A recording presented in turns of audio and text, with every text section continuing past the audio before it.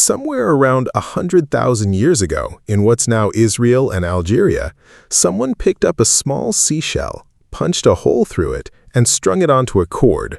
Then they hung it around their neck. That person had no mirror, no fashion magazine, no one to impress on social media.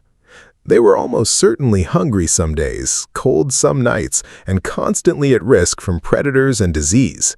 And they still made time to decorate themselves. Let's start with what we actually know exists.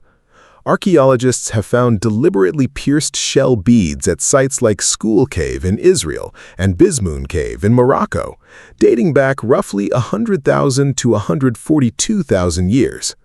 These aren't natural formations.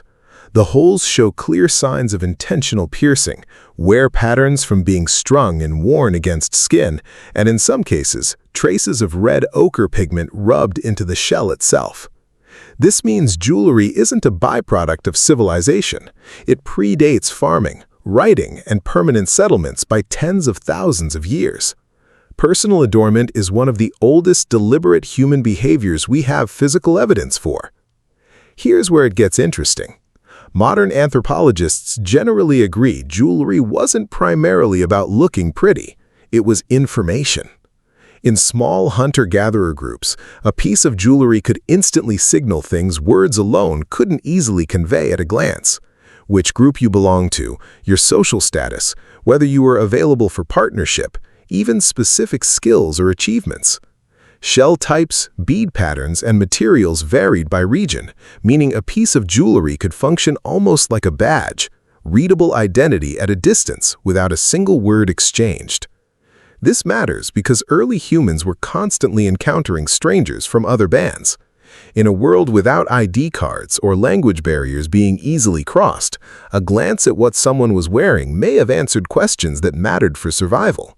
Friend or stranger, trusted trade partner, or unknown risk. Making jewelry wasn't easy. Piercing a shell with Stone Age tools took real skill and time that wasn't spent hunting, gathering, or resting. That effort is actually part of the message. In evolutionary biology, this is sometimes called costly signaling. A display is more convincing precisely because it costs something to produce. If you could afford to spend hours crafting something purely symbolic, that implied you were skilled, resourceful, or had enough security in your group to not spend every waking hour on immediate survival. In other words, jewelry may have doubled as a subtle flex about competence and status, long before anyone had a word for either. There's a deeper layer here too. Making jewelry requires something cognitively significant, symbolic thought. The idea that an object can represent something beyond its physical self, status, identity, belonging, is a genuinely sophisticated mental leap. Some researchers point to the emergence of personal ornaments as one of the clearest physical markers we have for when modern human cognition, abstract thinking, shared cultural meaning, symbolic communication was firmly in place.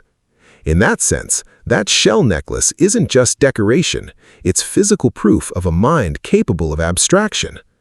Interestingly, not every early human population made jewelry at the same time or in the same way. Some sites show clusters of adornment use, then apparent gaps, then a resurgence. This unevenness actually supports the idea that jewelry was tied to social complexity. It shows up more when group sizes grow, when trade networks expand, when there's simply more reason to need a way of signaling identity to people you don't already know well. So why did early humans start wearing jewelry? Not out of vanity, not as an accident. It was identity, status, and belonging, made visible, wearable, and readable at a glance, in a world where those things mattered for survival just as much as fire or shelter. Which means every time you put on a necklace, a ring, or anything chosen specifically to say something about who you are, you're doing exactly what humans have always done, telling the people around you who you are without saying a word.